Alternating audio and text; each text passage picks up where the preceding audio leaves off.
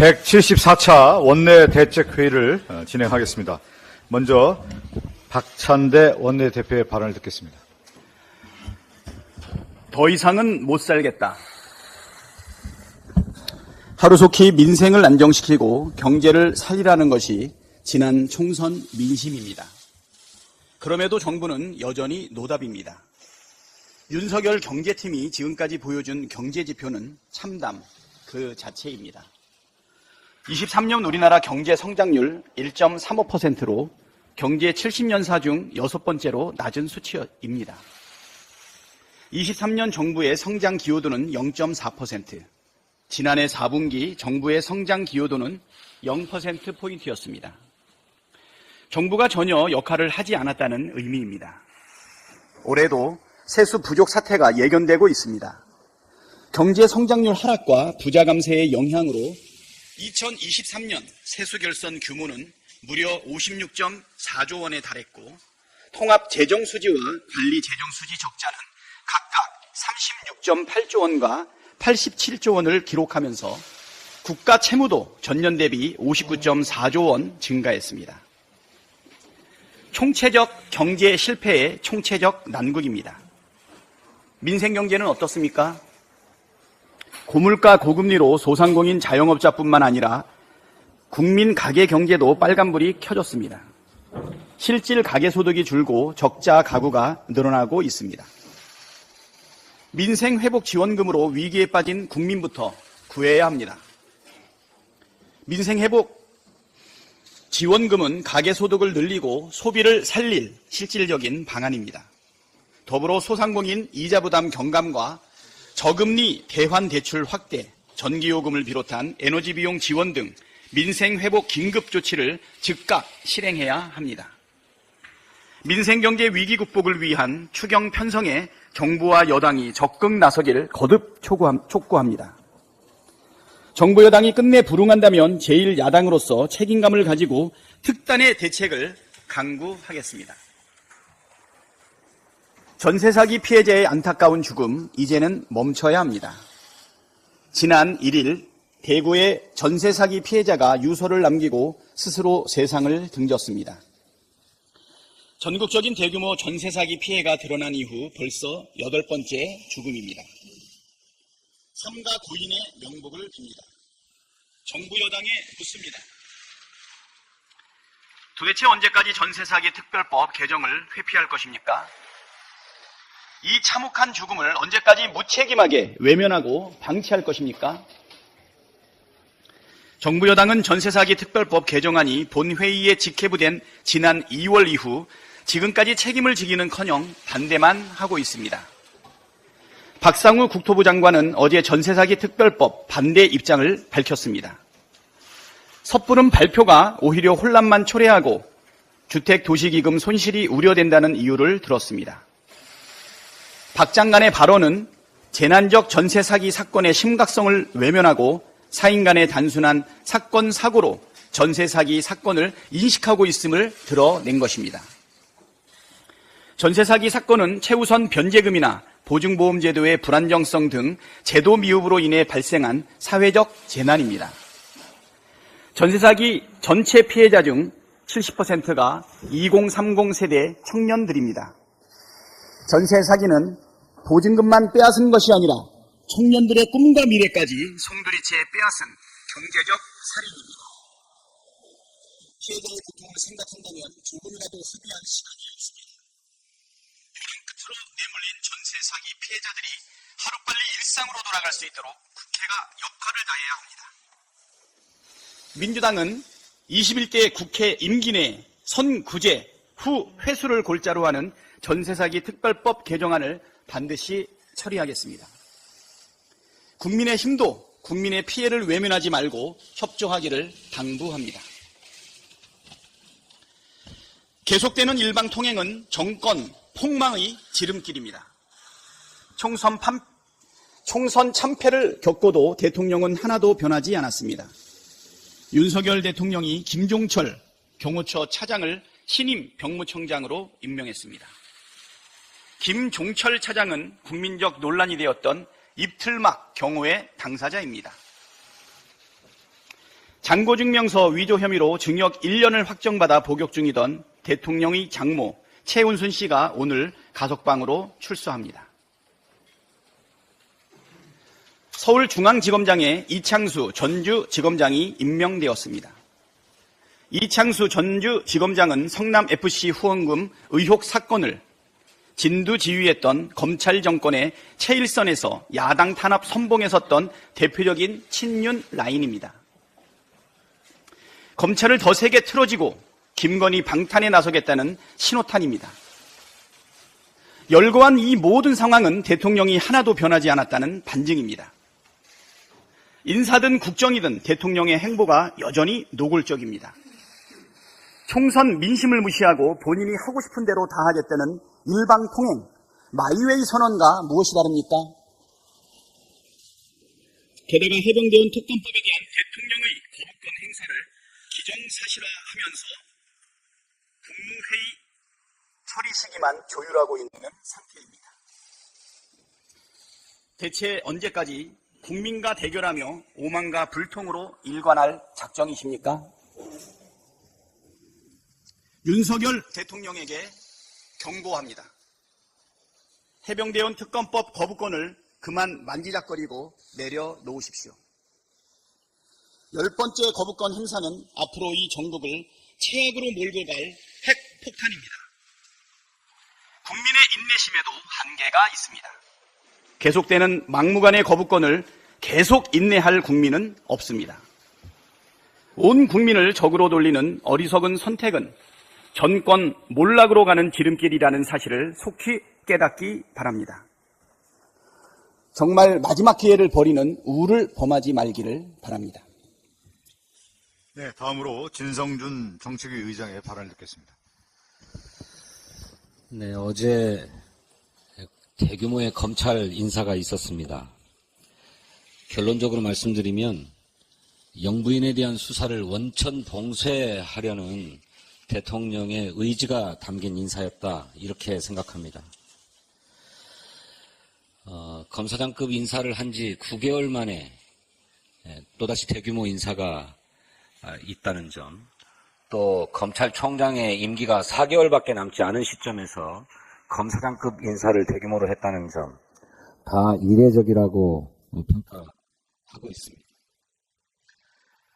특히 이원석 검찰총장이 김건희 여사의 명품백 수수 사건과 관련해서 신속하고 철저하게 수사하라라고 지시했 뒤에 이루어진 인사입니다. 이원석 검찰총장이 지방 출장 중에 인사 발표가 나서 예정된 출장 일정을 취소하고 급거 상경했다고 합니다. 또 검찰총장의 손발이 되는 참모, 검사장급 참모 6명도 임명 8개월 만에 전부 교체했다고 합니다. 앞서 박찬대 원내대표께서도 언급하셨습니다만 김건희 여사를 소환조사하는 게 필요하다라는 건의를 했다고 하는 성경호 중앙지검장을 교체했습니다. 그리고 그 자리에는 친윤 핵심으로 불리우는 이창수 전주지검장을 앉혔습니다. 국회에서 김건희 특검법 입법이 임박해지자 검찰로서도 김건희 여사에 대한 수사를 하지 않을 수 없는 상황으로 내몰렸고, 그래서 검찰의 기류가 수사 불가피론으로 급격히 타오르는 것을 봉쇄하기 위한 조치였다고 생각하지 않을 수 없습니다. 더구나 국민의힘 내부에서도 김건희 여사 문제는 이제 좀 털고 가야 되는 것 아니냐라는 얘기가 공개적으로 터져나오고 있는 상황 아닙니까? 이런 사태를 미연에 막아보겠다라고 하는 강력한 신호탄이 아닌가 이렇게 생각하고, 하지만 손바닥으로 하늘을 가리겠습니까? 절대로 진실을 감춰둘 수 없다 이렇게 생각합니다. 국민의힘은 하루빨리 김건희 특검법에 대한 입장, 전향적인 입장을 정리하고 특검법 입법에 협조해 줄 것을 촉구합니다. 윤석열 대통령이 라인 야후 사태를 두고 이게 반일몰이를 할 일이냐 이렇게 말했다고 합니다. 누가 반일몰이를 했다는 것입니까? 일본 총무성이 행정조치로 사실상 우리 기업의 지분 매각을 요구하고 있는데 우리 정부가 이에 항의하지 않고 이것을 지적하는 국민에게 반일 타령한다고 한단 말입니까? 정말이지 어느 나라 대통령인지 매번 의심스럽습니다. 정부가 어제에 이르러서야 우리 기업의 부당한 조치에 단호히 대응할 것이다 이렇게 밝혔습니다만 또 거기에는 단서가 달려 있습니다. 네이버의 구체적인 입장을 기다린다. 왜 일본 정부가 우리 기업을 압박하고 나선 일에 우리 기업의 입장을 기다립니까? 어떤 정부 고위 관계자는 개인정보 유출 문제가 발생한다면 우리 정부는 외국 기업에 대해서 행정 지도를 안 하겠느냐 이렇게 반문했다고 합니다. 민간 기업의 주식을 팔아라 말아라 정부가 어떻게 개입하느냐 한다면 그게 월권이다 이런 답변도 했다고 합니다. 개인정보 유출은 중대한 문제입니다. 하지만 개인정보 유출에 상응하는 조치를 요구해야 맞는 것 아닙니까? 보안 강화 조치, 또 무슨 과징금 처분, 이게 정상적인 법적 조치입니다. 그런데 얼토당토 않게 자본관계를 재검토해라 이렇게 요구한 것, 이것이 초법적이고 반시장적인 조치라는 것입니다. 그 때문에 우리 기업이 자기 지분을 일본에 다 빼앗기고 기업을 넘겨주게 생기지 않았습니까? 일본 정부의 이런 부당한 조치에 항의하고 철회할 것을 강력하게 요구하는 것이 우리 기업을 지키고 우리 국익을 지켜야 할 정부가 마땅히 해야 할 일 아닙니까? 정부는 지금이라도 즉각 행동에 나설 것을 강력히 촉구합니다. 일본의 반시장적인 요구와 제재에 대해서 외교사안으로 격상시켜서 공개적으로 항의하고 철회를 강력히 촉구할 것을 요구합니다. 윤석열 대통령은 지금이라도 기시다 총리에게 직접 전화를 걸어서 자본관계를 재검토하라는 행정조치를 처리하라 이렇게 요구하시기 바랍니다. 여당에도 촉구합니다. 즉시 국회를 열어야 합니다. 과방위, 외통위, 또 필요하다면 본회의에서의 긴급 현안 질문 이런 것을 통해서 우리 국익을 지키고 우리 기업을 지키는 일에 앞장서야 합니다. 전향적인 입장 변화를 촉구합니다. 민주당이 22대 국회에서 민생위기 극복을 위한 특별조치법을 발의하겠다는 입장을 내놓자 난데없이 위헌 소지가 있다 하는 얘기를 정부 여당에서 들고 나오고 있습니다. 소상공인 자영업자를 지원하고 장바구니 물가 대책을 내놓아야 될 정부 여당이 이것을 촉구하는 야당에 대해서 위헌 운운해야 되겠습니까? 최상목 경제부총리가 헌법상 예산 편성권은 행정부에 있다고 명시되어 있다 이렇게 주장했습니다. 그것을 누가 부인합니까? 정부가 예산 편성권이 있으니까 지금이라도 당장 민생 회복을 위한 예산을 편성하고 국민 지원에 나서라는 것입니다. 그것을 하지 않으니까 국회가 나서겠다는 것 아닙니까? 민생회복 지원금을 위한 법률은 기본권을 제한하는 법률이 아닙니다. 따라서 위헌 여부를 논할 근거 자체가 없습니다.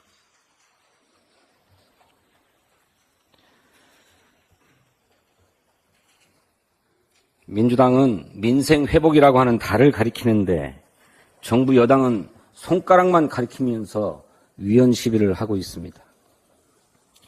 여야가 합의해서 특별조치법을 처리하고 정부가 추경을 편성하면 그 무슨 논란이 있겠습니까? 최상목 부총리도 그런 얘기를 했어요. 법적으로 옳으냐 그르냐를 따지기 전에 정부 입장에서 무엇이 진정으로 우리 민생을 위하는 것이냐가 중요하다 이렇게 강조했습니다. 그렇습니다. 무엇이 위헌이냐 아니냐 무엇이 옳으냐 그르냐 따지지 말고 지금 위기에 처한 민생을 회복하기 위한 즉각적인 조치를 시행하라는 것입니다. 정부가 나서지 않으니까 국회가 일을 하겠다는 것입니다. 다시 한번 전향적인 자세를 촉구합니다. 감사합니다. 네, 다음으로 김용민 정책수석의 발언 있겠습니다. 네, 권력남용이 일상화된 윤석열 정권은 어제의 잘못을 오늘의 권력남용으로 덮고 있습니다. 국민의 심판을 호되게 받았지만 아무것도 달라지지 않았습니다. 대통령의 배우자가 수사 대상인 김건희 주가조작 특검법을 거부하더니 이제는 대통령실과 윤 대통령마저 수사 대상이 될 수 있는 최혜병 특검법을 거부하겠다고 시사하고 있습니다. 오늘 국무회의에서 거부권을 행사할 가능성도 언급되고 있습니다. 그러나 대통령과 이해관계가 있는 법률에 대해 함부로 거부권을 행사하는 것은 그 자체로 헌법을 위반한 것이 될 수 있음을 경고합니다. 대통령의 거부권은 법률의 집행이 어렵거나 위헌적 요소가 있는 경우처럼 공공의 이익과 민주주의를 지키고 정의를 실현시키기 위해서 제한적으로 행사하는 권한입니다. 비록 헌법에는 대통령의 권한처럼 보장되어 있지만 사실은 헌법을 수호할 대통령의 의무 중 하나인 것입니다. 대통령과 그 가족 및 측근을 지키기 위한 특권이 절대로 아닙니다. 윤 대통령은 공수처에서 수사 중이니 수사 결과를 지켜보고 특검 도입을 결정하자고도 합니다. 틀렸습니다. 15차례의 특검 중 6차례가 수사 중인 사건을 특검으로 처리했습니다. 오늘의 윤석열 대통령을 만든 최순실 국정농단 사건도 검찰의 수사 중인 사건이었음을 다시 알려드립니다. 한편 수사 결과에 대한 판단을 결국 대통령이 하겠다라는 선언을 한 것이고 그것 때문에 특검을 지체할 이유는 결코 없습니다. 이미 대통령실이 최혜병 사건 수사를 무마하려고 했다는 정황이 나오고 있는 마당에 공수처의 수사를 무마하려는 시도를 하지 않을 것이라고 믿는 국민은 없을 것입니다. 게다가 공수처장 후보에 대해 연일 불거지는 비리 의혹을 보더라도 제대로 된 수사를 기대하기 어렵습니다. 여론조사에 따르면 국민 65.2%가 특검이 필요하다고 응답하고 있고 67%가 21대 국회에서 마무리를 지어야 한다고 합니다. 이번에도 거부권을 행사한다면 윤 대통령은 더 큰 정치적 고립을 자초하게 될 것입니다. 오얏나무 아래서 각근을 고쳐매지 말라는 말이 있습니다. 이원석 검찰총장이 김건희 여사에 대한 수사를 서울중앙지검장에게 지시하자 갑자기 서울중앙지검장이 교체되었습니다. 나아가 수사 지휘부도 전원 교체되었습니다.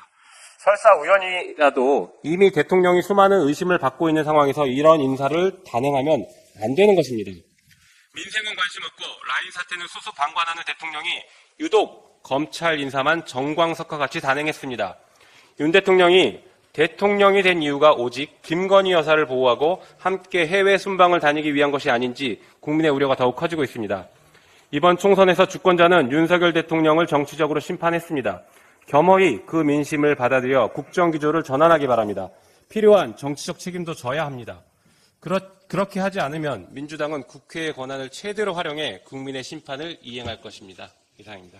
네, 다음으로 민병덕 정책위 수석 부의장의 발언 있겠습니다.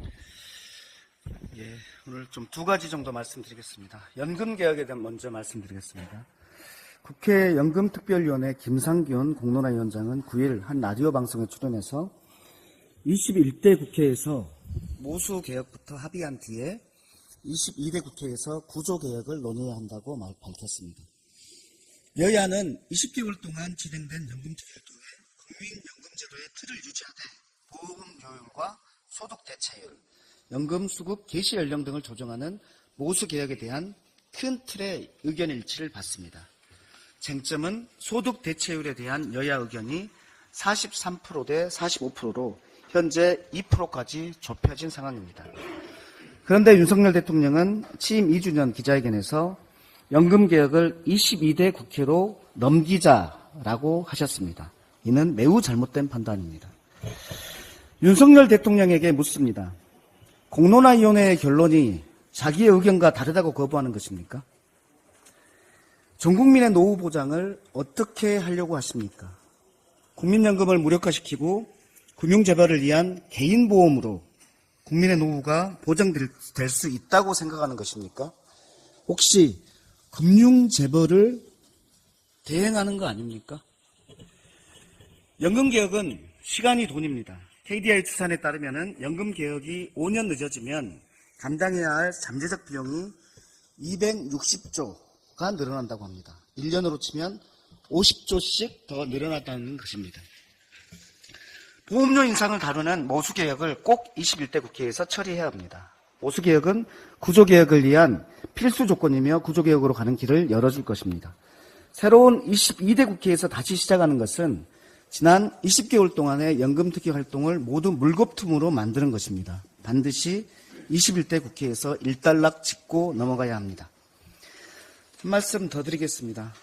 민생회복지원금인데요. 다른 각도에서 말씀드립니다. 최근 나이스 신용평가의 최근 자료에 따르면은 개인 사업 대출을 받고 있는 335만 명의 절반인 172만 명이 세 곳 이상에서 금융기관, 세 곳 이상에서 대출을 받고 있는 다중채무자입니다. 다중채무자의 대출금은 개인 사업자 대출금 총액의 62%, 690조입니다. 연금 연체 금액의 79%, 25%를 차지하고 있습니다. 연체 금액의 증가세도 심상치 않습니다. 금년 3월 개인 사업자 대출 연체 금액은 31조 3천억 원으로 작년 12월 대비 53% 이상 증가했습니다. 이른바 자영업자의 위기, 물가 금리의 위기, 중산층 서민의 위기입니다. 민주당은 그래서 전 국민에게 25만 원의 지역화폐를 지원하고 위기의 소상공인 저신용 시민들에게 더 두터운 지원을 하자는 제안을 드렸습니다. 위기의 시대에 우리 정치가 가장 먼저 해야 할 일은 우리 국민의 먹고 사는 문제의 해결이기 때문입니다. 이 제안에 대해서 여당은 물가 걱정을 합니다. 이 물가가, 지금의 물가가 수요 과잉으로 나온 것입니까? 공급 부족 때문에 나오는 거 아닙니까? 그래서 추경호 전 기재부 장관도 이 지원 지급은 인플레랑 상관없다고 본인 스스로도 밝힌 거 아닙니까? 재원 마련 걱정도 합니다. 그리고 급기야는 위헌 걱정까지 합니다. 위헌 걱정 관련해서 한 말씀 드리겠습니다. 지난번에 저희가 코로나 때 손실보상이라는 것을 할 때 다른 나라들은 모두 다 행정이, 국가가 나서서 손실보상을 했습니다. 그러니까 법이 필요 없었습니다. 저희 나라는 세계 최초로 손실보상에 관한 법을 만들었다는 악명이 있는 것입니다.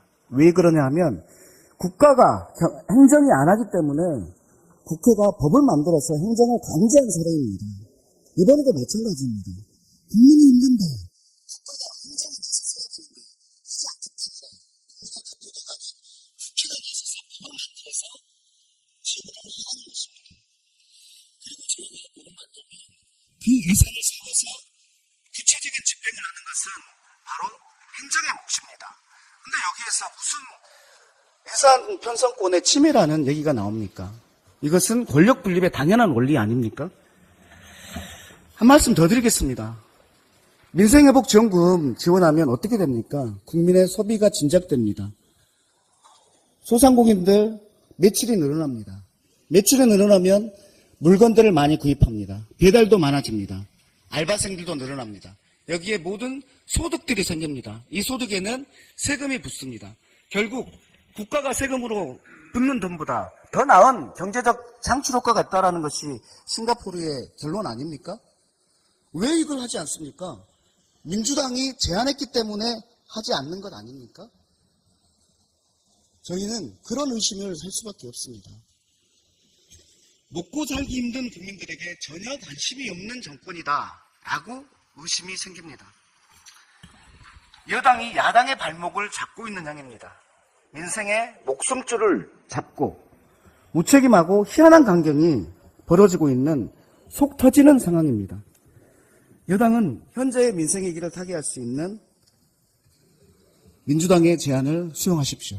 이상입니다. 네, 다음으로 오늘 첫 당선이 돼서 원내부대표로서 발언을 합니다. 곽상원 원내부대표의 발언이 있겠습니다.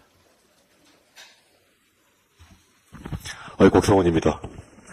네, 발언하겠습니다. 회사의 사장이 제자리에 있지 않고 사장의 기본적인 역할을 하지 못하면 그것은 사장이 없는 회사라고 합니다. 집안의 가장이 집을 비우고 가장의 기본적인 역할을 못하면 그것은 가장이 없는 집입니다. 국가도 마찬가지입니다. 그런 의미에서 우리는 지금 대통령이 없는 나라에서 살고 있습니다. 국민의 생명을 보호하는 것은 대통령의 기본적인 책무입니다. 국가의 명령을 수행하던 젊은 해병이 왜 억울한 죽음을 맞이해야 했는지, 사건을 은폐하기 위한 수사 외압이 있었는지 그 진실을 명백히 밝히는 일은 바로 대통령의 기본적인 책무입니다. 그러나 윤석열 정권은 핵심 피해자를 해외로 빼돌렸습니다. 주요 관련자들을 줄줄이 영전시키거나 총선에서 공천하게 되었습니다. 사건이 발생한 지 10개월이 되도록 제대로 된 수사도 이루어지지 않았습니다. 그래서 특검을 하자는 것이고 이는 국민의 요구입니다.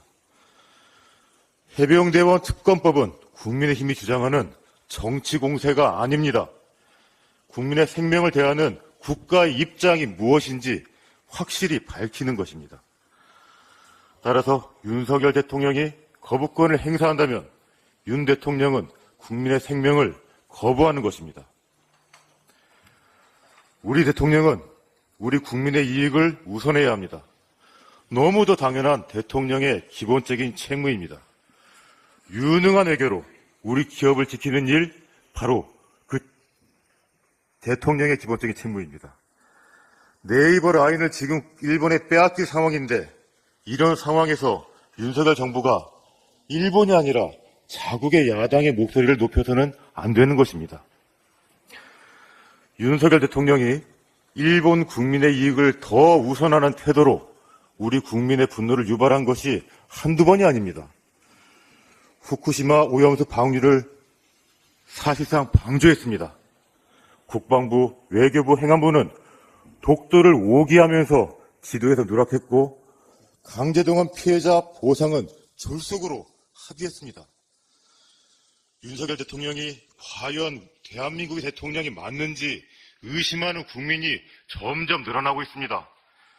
국민의 이익을 외면하는 대통령, 대통령의 당연한 기본적 책무에 손 놓은 대통령, 우리 국민은 그런 대통령을 원하지 않습니다. 대통령이 없는 시대를 사는 우리 국민의 현실이 애처롭습니다. 우리 민주당은 국민을 보호하는 데 전념하겠습니다. 해병대원 특검법 반드시 관철하겠습니다. 일본의 경제 침탈에 한없이 무기력한 윤석열 정권에 대해 국민과 함께 엄중히 책임을 묻겠습니다. 이상입니다. 네. 마지막으로 김태선 원내부대표도 오늘 첫 발언인데요. 발언이 있겠습니다. 네, 울산 동구 김태선입니다. 이번 총선으로 드러난 국민의 뜻은 윤석열 대통령의 오만과 독선의 국정기조를 바로잡고 22대 국회가 국민의 선배 대한민국의 미래를 위해 실천하는 개혁국회가 되라는 것입니다. 무엇보다 어려운 민생 문제 해결을 위해 자고우면하지 않고 신속, 과감, 확실하게 일하라는 것이 민주당 175석, 야권 전체 192석에 담긴 민심입니다. 박찬대 원내대표의 첫 일성도 22대 국회 개원 즉시 윤석열 대통령이 거부권을 행사한 법안을 재추진하겠다는 약속이었습니다. 다행히 21대 국회가 이태원 참사 특별법 그리고 최혜병 특검법을 통과시켜서 개혁의 마중물이 되었습니다. 하지만 국민 눈높이에 맞는 개혁의 성공을 위해서는 아직 갈 길이 멉니다. 시대가 변해도 개혁의 궁극적인 목표는 언제나 국민들이 먹고 사는 문제의 해결입니다.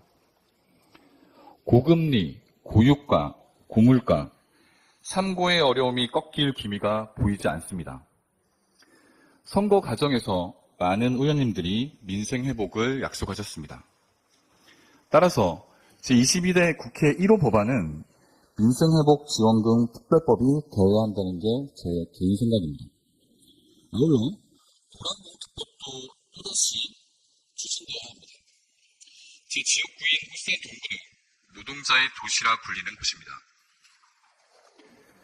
지역 경제에서 현대중공업의 의존도가 매우 높은 지역입니다. 대기업이 있어 좋겠다는 부러움은 옛말입니다. 세계 최고라는 K조선의 민낯은 하청에서 재하청으로 이어지는 이중구조입니다. 고위험, 저임금의 하청 노동자 비중은 달로 높아지는데 처우 개선을 위해 원청과 직접 교섭할 수 없는 구조에서 숙련공들이 조선업 현장을 떠나고 더 이상 청년들이 도전하지 않습니다. 지역 경제는 살아날 기미가 보이지 않고 숙련공이 없는 우리 조선업이 세계 경쟁력을 유지하기 어려울 거라는 전망은 너무나 당연합니다. 또한 처우 개선을 위해 노동쟁의에 나섰다가 회사의 막대한 손해배상 가압류 소송에 노동자들이 스스로 목숨을 끊는 경우를 우리는 수없이 목격해왔습니다. 이처럼 하청 노동자들에게 노란봉투법은 삶의 보루인 것입니다. 윤석열 대통령이 조금이라도 민생을 생각한다면 반노동 정책 기조를 버리고 노란봉투법에 다시 거부권을 행사하는 일이 없기를 바랍니다. 부당함이 만연하고 당연시되는 사회에서 국민의 행복은 기대할 수 없습니다. 문제를 해결하고 대안을 제시해 국민의 삶을 조금이라도 더 낫게 만드는 것이 정치 본연의 역할입니다. 민생과 경제의 어려움이 그 어느 때보다 큰 때입니다. 더 이상 낭비할 시간도 여유도 없습니다. 22대 국회에서는 민생과 직결된 노동 현안 해결에 큰 진전을 보일 수 있기를 기대합니다. 저도 최선을 다하겠습니다. 감사합니다. 네, 이상으로 174차 원내대책회의를 마치겠습니다. 이후에 회의를 비공개로 전환하겠습니다. 감사합니다.